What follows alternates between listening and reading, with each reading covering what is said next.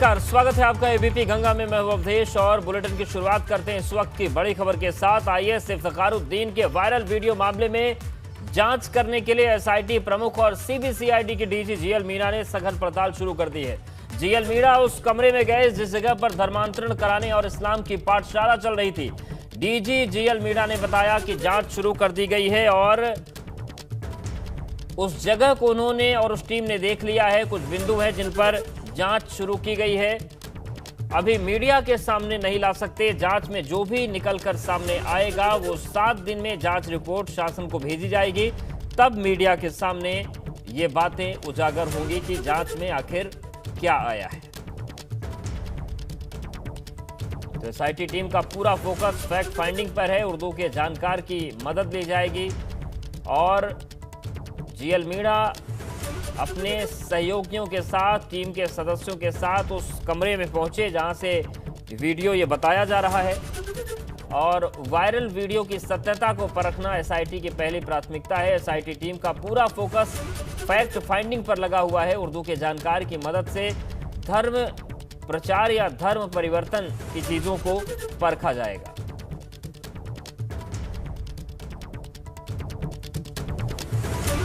तो इस वक्त की बड़ी खबर आपको बता दें कि आईएएस इफ्तिखारुद्दीन के मामले में मंडलायुक्त आवास पहुंचकर एसआईटी ने जांच शुरू कर दी है। और वायरल वीडियो को जो मामला है, सीबीसीआईडी के डीजी जीएल मीणा एसआईटी के सदस्यों के साथ पहुंचे और उस कमरे को भी उन्होंने देखा। रतीश हमारे साथ जुड़ गए। रतीश, इस जांच में अब क्या नई बातें निकलकर सामने आ रही हैं? आज क्या कुछ हुआ उस कमरे में जाकर?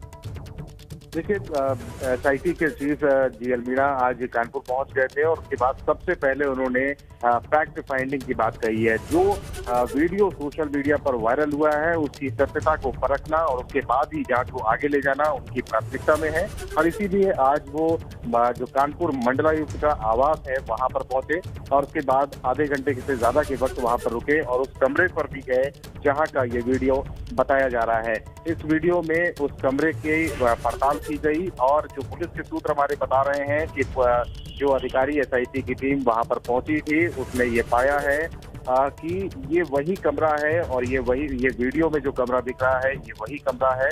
और हालांकि इस बात की पुष्टि फिलहाल कोई ऑफिशियल वर्जन नहीं दे रहा है, लेकिन हमारे पुलिस के सूत्र बता रहे हैं कि इस बात की पुष्टि हो गई है कि ये वही वीडियो है, वही कमरा है जहां पर मोहम्मद इफ्तिखारुद्दीन सीनियर आईएएस अधिकारी तकरीरें कर रहे थे और जहां का वीडियो सोशल मीडिया पे वायरल हुआ है।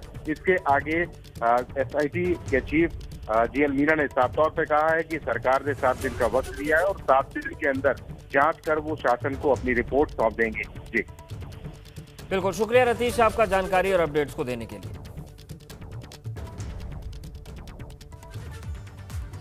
और महंत नरेंद्र गिरी मौत मामले में जांच कर रही सीबीआई की टीम हरिद्वार पहुंची। देर शाम 12 अधिकारियों की टीम करीब 7:15 बजे आनंद गिरी को लेकर उसके आश्रम पहुंची।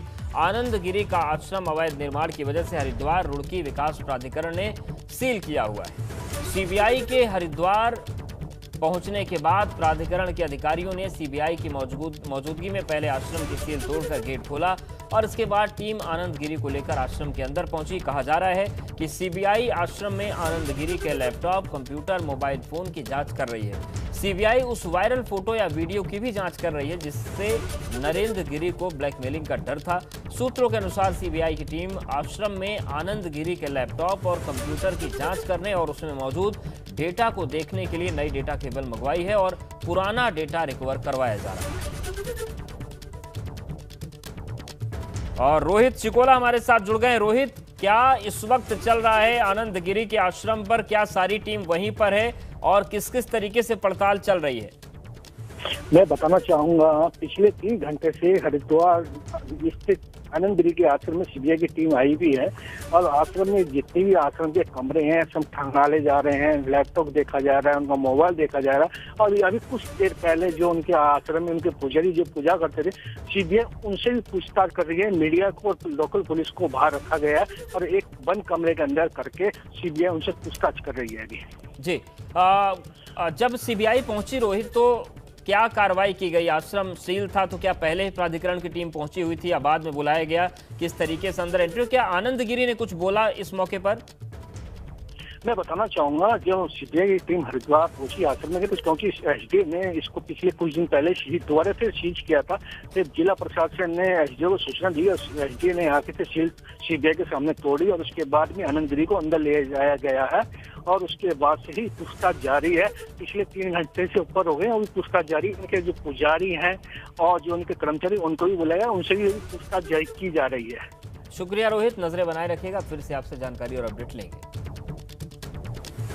और बड़ी खबर आ रही है लखनऊ से। शिवपाल यादव के घर एक बड़ी बैठक हुई है। ओवैसी, ओपी राजभर, चंद्रशेखर बैठक में मौजूद रहे और विधानसभा चुनाव में गठबंधन को लेकर चर्चा हुई है। आपको बता दें कि कल ही शिवपाल यादव ने एक चेतावनी भी दी थी कि समाजवादी पार्टी से गठबंधन की सारी कोशिशें हमने कर ली हैं और अगर उधर से कुछ नहीं होता तो फिर हम समान विचारधारा वाले लोगों से गठबंधन करेंगे। और देखिए, एक बड़ी पार्टी हुई है, तस्वीरें भी आपको हम दिखा रहे हैं।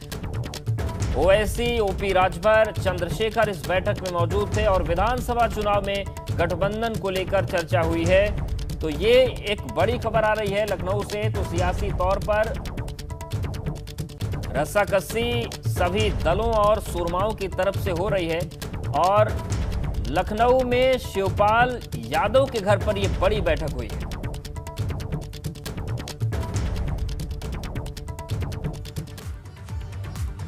कल उन्नाव और कानपुर दौरे पर मुख्यमंत्री योगी आदित्यनाथ रहेंगे। कल दोपहर लगभग 2 बजे उन्नाव के पूर्वा विधानसभा पहुंचेंगे सीएम योगी। सीएम 24 करोड़ के विकास कार्यों का शिलान्यास करेंगे। सीएम कल 55 करोड़ की योजनाओं का लोकार्पण करेंगे। जिला प्रशासन सीएम योगी के दौरे की तैयारियों को अंतिम रूप देने में जुटा हुआ है। डीएम, एसपी समेत तमाम अधिकारी तैयारी में जुटे हैं और पूर्वा तहसील के सगौली में विशाल जनसभा है। जनसभा में 50,000 लोगों की भीड़ जुटने की उम्मीद जताई जा रही है।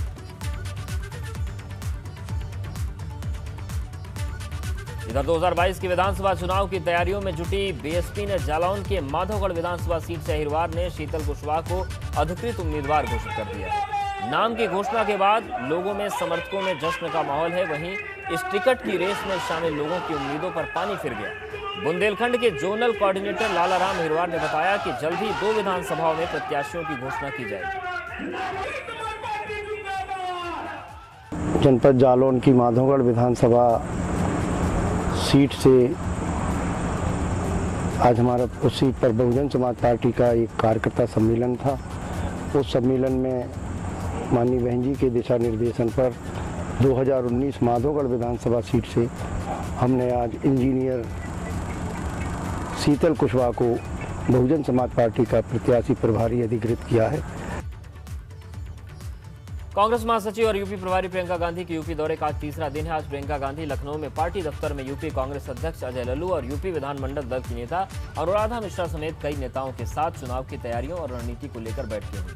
लेकिन पिछले 3 दिनों में प्रियंका गांधी वाड्रा एक बार भी न तो कार्यकर्ताओं के बीच और न ही किसी पब्लिक मीटिंग में दिखाई दी। ऐसे में अब सवाल उठ रहे हैं कि आखिर प्रियंका गांधी इस बार कार्यकर्ताओं और मीडिया से दूरी क्यों बनाए हैं। हालांकि इस मुद्दे पर यूपी कांग्रेस अध्यक्ष अजय लल्लू ने कहा कि यूपी प्रियंका का घर है, ऐसे में उनका घर पर रहकर बैठकें करना कोई बड़ी बात नहीं। हर बार तो जब प्रियंका जी आती थी यहाँ पर बड़े बड़े होल्डिंग लगते थे उनके स्वागत के लिए, अभिनंदन के लिए कार्यकर्ताओं के। इस बार ना लगने के पीछे क्या मना किया गया? वो घर है उनका और घर में जब लोग रोज आते हैं, रहते हैं और निरंतर लोगों से संवाद करते हैं तो ये तो क्रम है। यानी इस बार जो उनकी कार्यशैली यहाँ पर देख रहे हैं, जो लगातार भाजपा के नेता सवाल उठाते, कहते हैं कि पॉलिटिकल टूरिज्म पर आई हैं, टूर पर आई हैं, तो यानी कह सकते हैं उसका जवाब है उनकी। मैं समझता हूँ कि उनके नेता टूरिज्म पर आते हैं, लेकिन प्रियंका गांधी जी सालों साल से उत्तर प्रदेश में हैं। और आप हाथरस के मुद्दों को देख लीजिए, उन्नाव के बेटी के न्याय को देख लीजिए, शाहजहाँपुर के बेटी के न्याय को देख लीजिए, सोनभद्र के आदिवासी भाई बहनों की निर्मम हत्या हुई थी, उनके न्याय को लेकर संघर्ष करने की बेला को देख, किसानों के मुद्दों पर 3 काले कानून के खिलाफ जिस तरह उन्होंने मथुरा, सहारनपुर, मेरठ, मुजफ्फरनगर में ऐतिहासिक रैली की, निश्चित तौर से बदलाव की आंधी है जिनका नाम प्रियंका गांधी है। और इधर प्रियंका गांधी वाड्रा के यूपी दौरे को लेकर कैबिनेट मंत्री सतीश महाना ने निशाना साधा। सतीश महाना ने कहा कि प्रियंका गांधी जितना दौरा करेंगे उतना ही बीजेपी को फायदा होगा, ये पैटर्न करने के लिए आती है।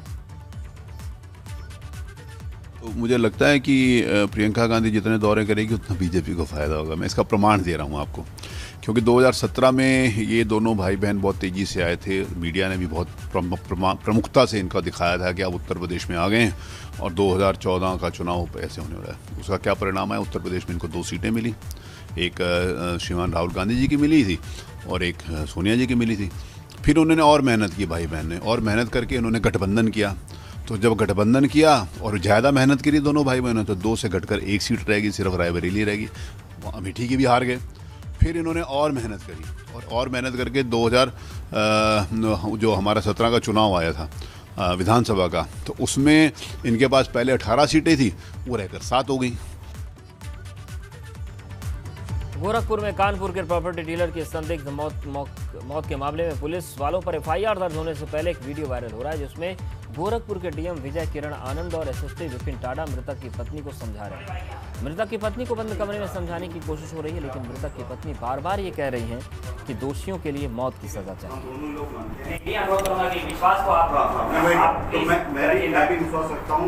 एक बार मुकदमा होने के बाद आपको अंदाजा नहीं है, मुझे पता नहीं कि आपको पता नहीं, सालों तक कोर्ट में ये है कि वही मृतक की पत्नी रो रो कर गुहार लगा रही हैं कि वो इंसाफ चाहती हैं। दरअसल गोरखपुर में एक होटल में कानपुर के प्रॉपर्टी डीलर की संदिग्ध मौत हो गई। गोरखपुर में एक होटल में पुलिस दबिश के दौरान प्रॉपर्टी डीलर मनीष कुमार गुप्ता की मौत हुई थी। मनीष के परिजनों के तहरीर पर 3 पुलिसकर्मियों के खिलाफ आईपीसी की धारा 302 समेत अन्य धाराओं के तहत एफआईआर दर्ज की गई है।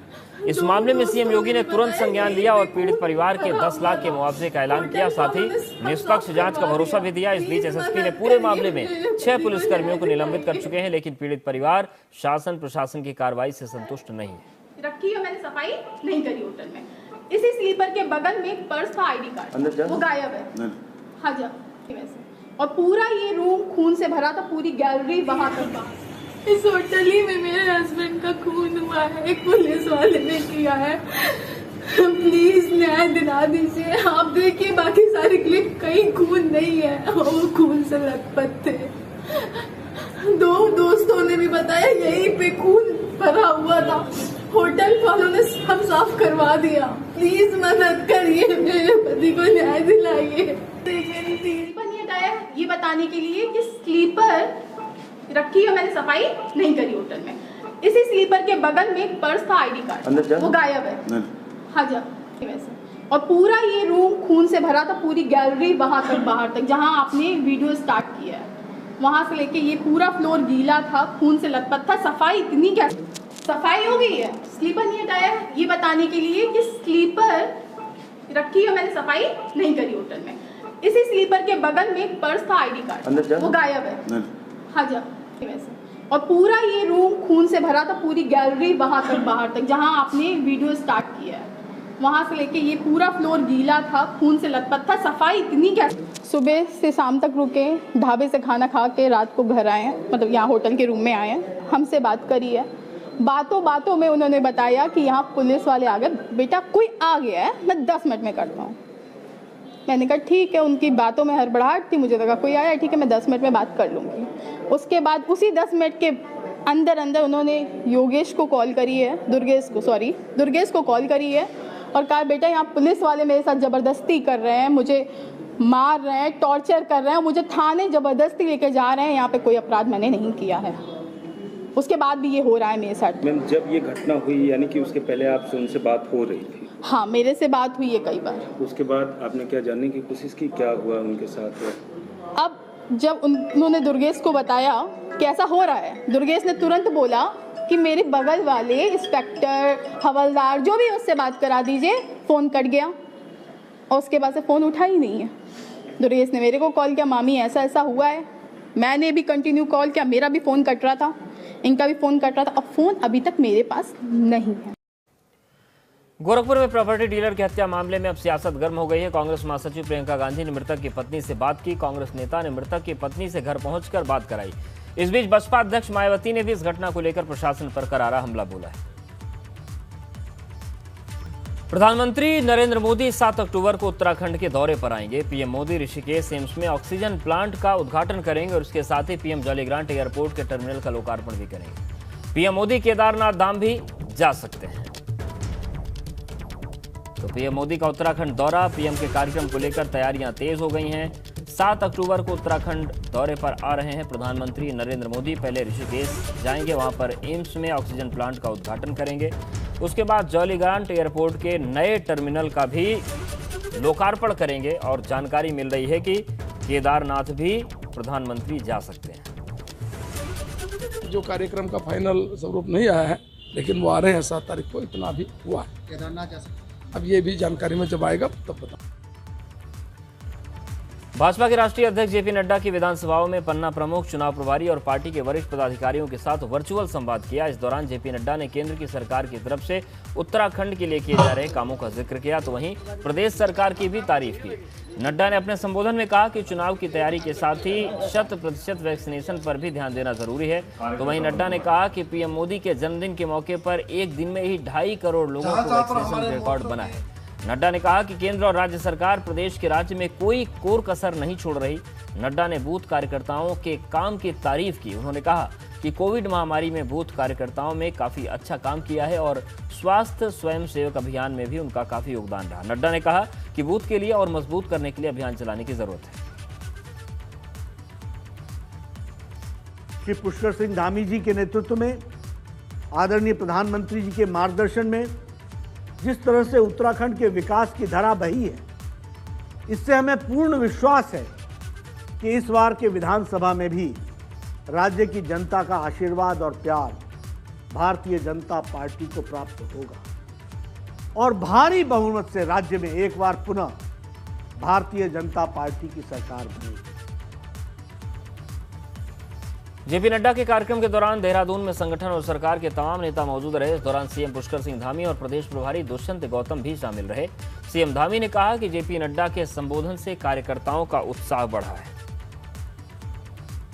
उत्तराखंड की सरकार ने भी जो पिछले 4.5 वर्षों में काम किए हैं और साथ में हमारे संगठन का जो निचले स्तर तक यानी कि पन्ना प्रमुख तक जो हमारा संगठन है, उस सभी में ऊर्जा आई है और सभी में उत्साह आया है और निश्चित रूप से उनका उद्बोधन हमारे लिए पाथे का काम करेगा और तेजी से हमारा संगठन और हमारी सरकार काम करेगी।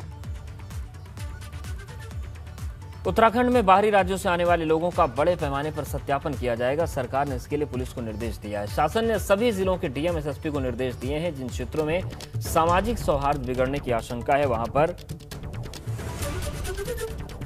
सत्यापन किया जाए, जांच पड़ताल की जाए।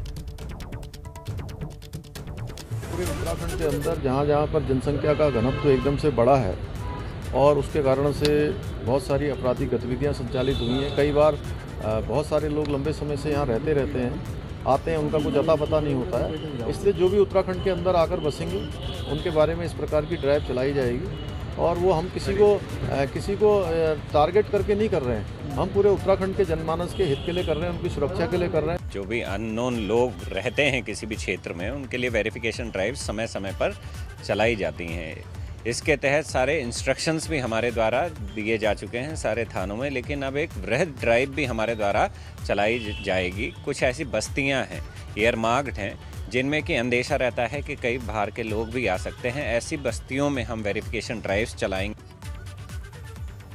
और कैबिनेट मंत्री हरक सिंह रावत ने मसूरी में दिए बयान पर भाजपा संगठन ने संज्ञान लिया है। भाजपा संगठन ने इसे अनुशासनहीनता माना है। भाजपा प्रदेश प्रभारी दुष्यंत गौतम ने कहा कि परिवार में जिस तरह बच्चे को डांट पड़ती है कि उसी तरह हरक को भी डांट पड़ेगी। हालांकि प्रदेश अध्यक्ष मदन कौशिक हरक सिंह का बचाव करते हुए नजर आए।